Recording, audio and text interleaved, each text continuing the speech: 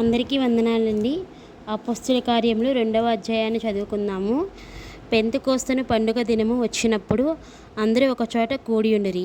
అప్పుడు వేగంగా వీచు బలమైన గాలి వంటి ఒక ధ్వని ఆకాశం నుండి అకస్మాత్తుగా వారు కూర్చుండి ఉన్న ఇల్లంతయు నిండెను. మరియు అగ్నిజ్వాలల వంటి నాలుకలు విభాగింపబడినట్టుగా వారికి కనబడి వారిలో ఒక్కొక్కని మీద వ్రాలగా అందరూ పరిశుద్ధాత్మతో నిండినవారై ఆ ఆత్మ వారికి వాక్శక్తి అనుగ్రహించిన కొలది అన్య భాషలతో మాట్లాడసాగిరి. ఆ కాలమున ఆకాశం క్రింద నుండి ప్రతి జనములో నుండి వచ్చిన భక్తిగల యూదులు యెరూషలేములో కాపురముండిరి. ఈ శబ్దము కలుగగా జనులు గుంపు గుంపులుగా కూడివచ్చి ప్రతి మనుష్యుడు తన తన స్వభాషతో వారు మాట్లాడుట విని కలవరపడిరి. అంతటా అందరూ విభ్రాంతి నొంది ఆశ్చర్యపడి, ఇదిగో మాట్లాడుచున్న వీరందరూ గలిలీయులు కారా? మనలో ప్రతివాడు తాను పుట్టిన దేశపు భాషతో వీరు మాట్లాడుట మనం వినుచున్నామే. ఇదేమి? పార్తీయులు, మాదీయులు, ఎలామీయులు, మెసొపొతేమియా, యూదయ, కప్పదొకయ, పొంతు, ఆసియా, పుగ్లియ, పంఫులియ, ఐగుప్తు అను దేశములందరి వారు, కురేనే దగ్గర లిబియా ప్రాంతములందు కాపురమున్నవారు, రోమా నుండి పరవాసులుగా వచ్చినవారు, యూదులు, యూదామత ప్రవిష్టులు, కెత్రేయులు, అరబీయులు మొదలైన మనమందరమును వీరు మన భాషలతో దేవుని గొప్ప కార్యములను వివరించుట వినుచున్నామని చెప్పుకొనిరి. అందరూ విభ్రాంతి నుండి ఎటూ తోచక ఇదేమగును అని ఒకరితో ఒకడు చెప్పుకొనిరి. కొందరైతే వీరు క్రొత్త మద్యముతో నిండి ఉన్నారని అపహాస్యం చేసిరి. అయితే పేతురు ఆ 11 లేచి నిలిచి బిగ్గరగా వారితో ఇట్లనెను, యూదయ మనుష్యులారా, యెరూషలేములో కాపురమున్న సమస్త జనులారా, ఇది మీకు తెలియగాక. చెవియొగ్గి నా మాటలు వినుడి. మీరు ఊహించినట్టుగా వీరు మత్తులు కారు, ప్రొద్దు పొడిచి జామైనా కాలేదు. యోవేలు ప్రవక్త ద్వారా చెప్పబడిన సంగతి ఇదే.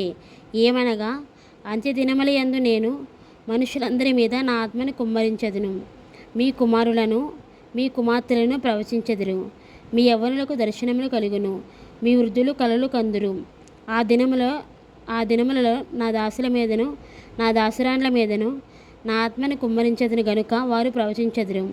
పైన ఆకాశమందు మహత్కార్యములను, క్రింద భూమి మీద సూచక్రియలను, రక్తమును, అగ్నిని, పొగ, ఆవిరి కలుగజేసెదను.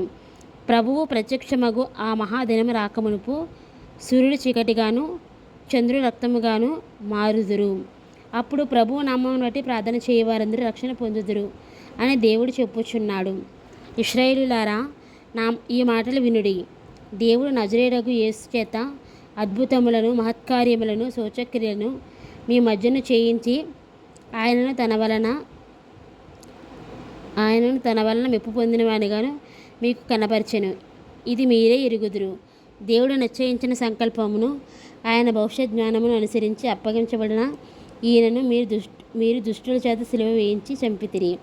మరణము ఆయనను బంధించి ఉంచుట అసాధ్యము గనుక దేవుడు మరణ వేదన తొలగించి ఆయనను లేపెను. ఆయనను గూర్చి దావీదు ఇట్లనెను, నేను ఎల్లప్పుడూ నా ఎదుట ప్రభువును చూచుచుంటిని. ఆయన కుడిపార్శ్వమున ఉన్నాడు గనుక నేను కదల్చబడను. కావున నా హృదయం ఉల్లసించెను, నా నాలుక ఆనందించెను, మరియు నా శరీరం కూడా నిరీక్షణ కలిగి నిలకడగా ఉండును. నీవు నా ఆత్మను పాతాళంలో విడిచిపెట్టవు. నీ పరిశుద్ధిని కుళ్ళుపట్ట నీవు నాకు జీవమార్గములు తెలిపితివి. నీ దర్శనం అనుగ్రహించి నన్ను ఉల్లాసముతో నింపెదవు. సహోదరులారా, మూలపురుషుడకు దావీదుని గూర్చి మీతో నేను ధారాళంగా మాట్లాడవచ్చును. అతడు చనిపోయి సమాధి చేయబడును. అతని సమాధి నేటి వరకు మన మధ్య ఉన్నది.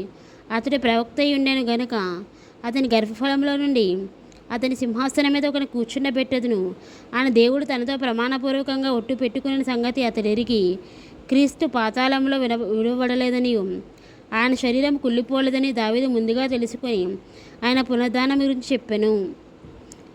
ఈ యేసును దేవుడు లేపెను. దీనికి మేమందరము సాక్షులము. కాగా ఆయన దేవుని కుడిపార్శ్వమున హెచ్చింపబడి పరిశుద్ధాత్మను గూర్చిన వాగ్దానమును తండ్రి వలన పొంది మీరు చూచుచూ వినుచున్న దీనిని కుమ్మరించి ఉన్నాడు. దావీదు పరలోకమునకు ఎక్కిపోలేదు. అయితే అతడు ఇట్లనెను, నేను నీ శత్రువులను నేను పాదముల కింద పాదపీఠముగా ఉంచు వరకు నీవు నా కుడిపార్శ్వమున కూర్చుండమని ప్రభువు నా ప్రభువుతో చెప్పెను, మీరు సిలువ వేసిన యేసునే దేవుడు ప్రభువుగాను క్రీస్తుగాను నియమించెను. ఇది ఇశ్రాయేలు వంశస్థులకు ఇది ఇశ్రాయేలు వంశమంతయు రూఢిగా తెలుసుకొనవలని చెప్పెను.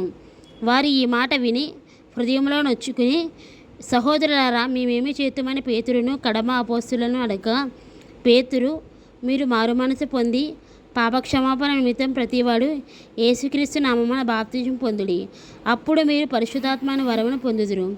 ఈ వాగ్దానం మీకును మీ పిల్లలకును దురస్తులందరికీ అనగా ప్రభువైన మన దేవుడు తన యొద్దకు పిలిచిన వారందరికీ చెందునని వారితో చెప్పాను. ఇంకనూ అనేక విధములైన మాటలతో సాక్ష్యమిచ్చి, మీరు మూర్ఖులగి తరం వారికి వేరే రక్షణ పొందురని వారిని హెచ్చరించెను. కాబట్టి అతని వాక్యం అంగీకరించిన వారు బాప్తిసం పొందిరి. ఆ దినమందు ఇంచుమించు 3,000 మంది చేర్చబడిరి. వీరు అపోస్తలుల బోధ యందును, సహవాసమందును, రొట్టె విరుచుట యందును, ప్రార్థన చేయుట యందును